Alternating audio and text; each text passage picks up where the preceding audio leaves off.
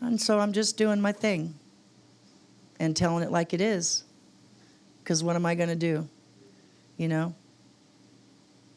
What else am I going to do?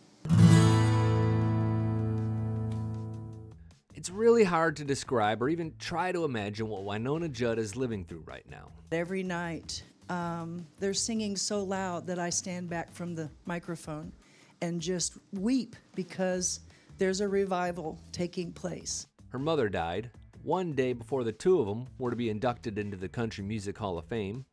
They had a tour planned, and then, who knows? Maybe nothing.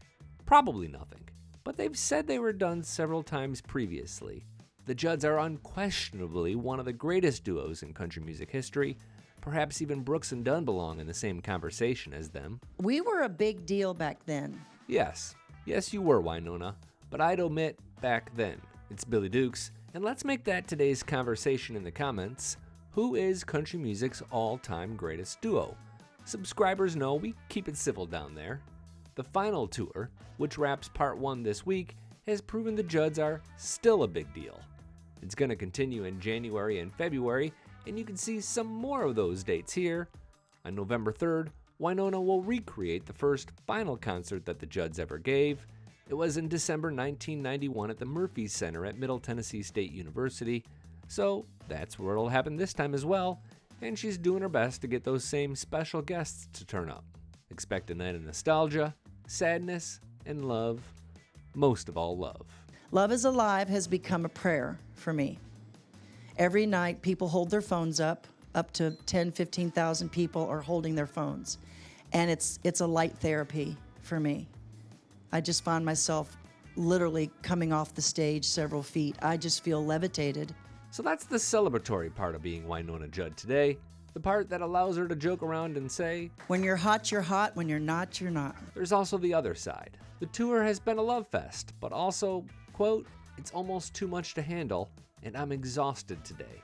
I've done so many shows where I've literally fallen on my knees because the love is so strong. Wynonna says she feels her mother's presence on stage, but not in a good way.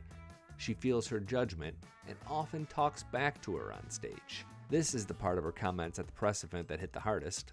I talk about her in a way that people understand.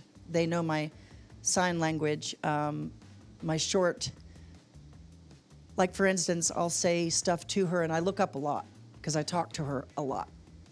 And she's on the stage. There are things that you'll see during the show where you go, that makes sense.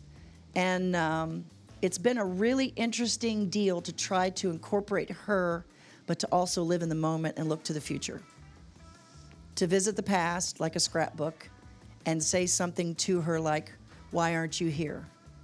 And you can hear audience members gasp because they know I'm talking to her.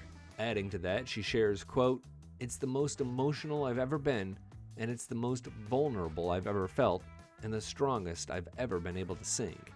It's a remarkable combination, joy and sorrow, pain and pleasure, and just showing up and showing out and watching people weep in the audience. If you've ever felt that, or if you're feeling that, a simple thumbs up will do. If you're past it, leave a comment below. I'm Billy Dukes for Taste of Country. Thanks for watching, and thanks for subscribing.